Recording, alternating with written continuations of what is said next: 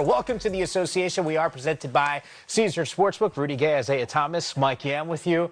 Boy, oh boy, the Knicks one step closer, ending a drought that is more than a century old, a half century old. New York, 53 years since their last championship. Haven't gotten to the finals since 1999. They are 4 wins away from winning a title. Chips were in the middle of the table. We said, as the Knicks fans, they got to go and get it done. Most impressive thing that you've seen through this postseason, which has just been dominant. Man, total domination. Them guys came in there with the point of emphasis. They wanted to get to the finals. Last year, obviously with the coach firing, they felt like they could do more, and they got there. You know, this is big. This is big for the league. This is big, obviously, for New York. I know all the fans out there going crazy, son. You know, but it's all good. It's fun. I mean, you got to give a shout out to them. They're doing their job. They're doing their thing. They're the most dominant team in the league right now. The last 10 or 11 games. That's hard for me to say. I was just gonna say a little hesitation. But I'm where it's due, and you gotta tip your hat off to the New York Knicks, the coaching staff, the players. They made adjustments early on in the playoffs, and they've been rolling ever since. They definitely been outplaying what I believe they can do, and that says a lot. IT Rudy made an interesting point here. This was a season. Get to the finals, and if you don't, it's a disappointment. The fact that they're here at this point, how difficult is that? I mean, this is a team that's been knocking on the door. Last year, certainly, got to the conference finals. Again, weren't able to get over the hump. How difficult is that in the game of basketball? I mean, it's very difficult, especially when you change coaches as well. Like that hasn't been talked about enough, to be able to still play at the level that they're playing at, and then even throughout the season, it was so up and down to where when they played really well, they looked like the Knicks that everybody wanted to see. And then when they didn't, they was not one of the top teams. So they're rolling at the right time. They're meshing at the right time. Coaches made amazing adjustments. And you got to give a hat off to the players as well. Like Cat, he didn't win conference finals MVP, but he's been the MVP the first 3 rounds, just how his play has changed from where he was in the season to how dominant he is in more assets of the game other than scoring. Yeah, his evolution has been remarkable in this postseason, and I think it speaks to what we have seen across the board. This is a balanced attack that the Knicks are bringing to the table. Keep in mind, as soon as some of the players, both the winners and the losers, hit the podium, we will bring you those press conferences right here on NBA TV. But let's show you how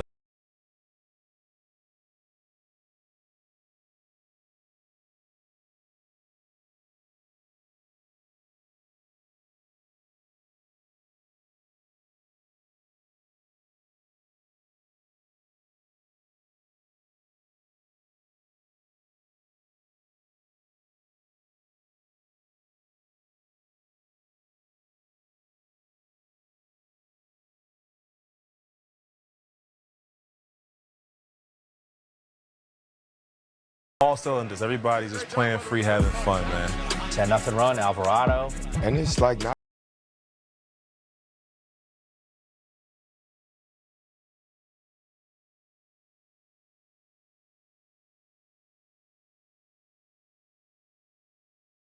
At one point at halftime, they show, and it's like 5 dudes with all at least 15 points in this game. Shout out to Spike and my guy Al Caldoni. I need a jet. Yeah, we need to get to New York, man.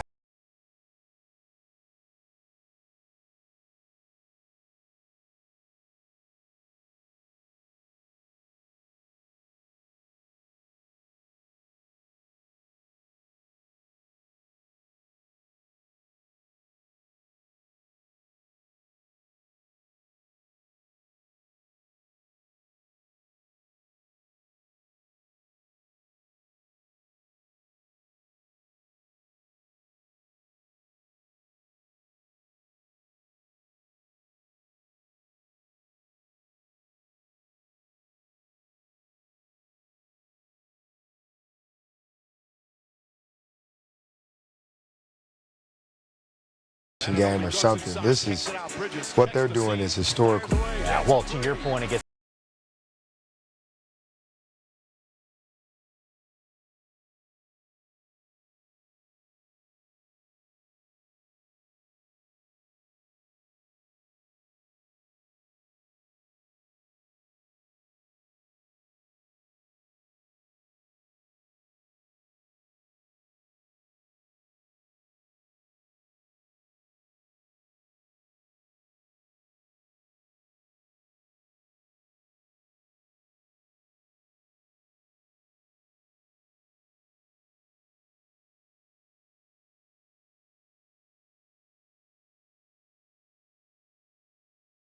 44% from the floor. I mean, the advantage that this team had. Knicks back in the NBA Finals, first time since 1999. They outscored Cleveland 17. Bench points, fast break points. Trust me, it wasn't close. Mike Brown is now the third coach in NBA history to lead the team to the NBA Finals, which is certainly impressive. Cavs later beat, by the way, later beat the same team to reach another NBA Finals, Cleveland. They got swept 4-0. Here's Jalen Brunson after the game. Jalen, your teammates always talk about how you make them better. Just how have they helped you become this conference finals MVP? They give me the confidence. They let me be me. I think most importantly, we all believe in each other from top to bottom. It's an honor to play with them, honestly. What are you, Jalen, what are you most proud of about this group collectively? Resilience. I think that we've been able to stay focused, stay composed. It starts at the top of the organization. It starts with Mr. Dolan, front office, coaches, all the way down to us. I mean, like I said, from top to bottom, it means something. Congratulations to you, Jalen. They're playing great basketball. You know, you just gotta give them credit. They're playing. They're on a heater. They're in a groove. Just got to give them a ton of credit. Congrats to Mike and their staff. And you know, I don't want to go like and detract from our, you know, what we've done this postseason. You know, I just I think sometimes you got to give the other team credit for playing great basketball. Why do you think ultimately your group came up short of reaching the finals this year? I don't, you know, I'll tell you what didn't help was losing those 2 game 6s. You know, haven't been in this, you know, kind of a long time and seen this before. I think you have to take advantage of those opportunities. And the way the scheduling's set up in the league, and you know, that's a whole nother topic I could go off on. You get on a hectic schedule, and that's not to say, oh, we win those games, you know, we beat the Knicks. I'm not saying that, but I think it gives us a better chance. But I think the density of the frequency of the games, with it never had 2 days rest, you know, the whole deal, you know, played a part in it. Definitely, I'm not going to say that's the reason we lost, but we would have had a better chance. I think we win, you know, we take care of business in those game 6s. I think that's the, if I have one regret, that, you know, 2 regrets, I guess you'd say. Chris. Hey, Kenny. Chris. What are the emotions like as a coach when a season that you were proud of ends the way that this one did? Yeah, I'm disappointed. I mean, disappointed for the group. You know, listen, from a coaching standpoint, you know, normally you'd say, man, I wish we had, you know, player-wise roster. I wish we had this. You know, we didn't have this. I can't say that. You know, ownership and front office gifted us with a wonderful roster, talented roster. You know, so I feel bad. You know, I feel bad for the group. You know, because you want to fulfill, you know, your expectations first of all. So, you know, that's disappointing. I'll turn it positive though. We took a step. We took a step. You know, this is kind of how this works. You have to keep climbing. We are going in, you know, obviously a positive direction. You know, fell short.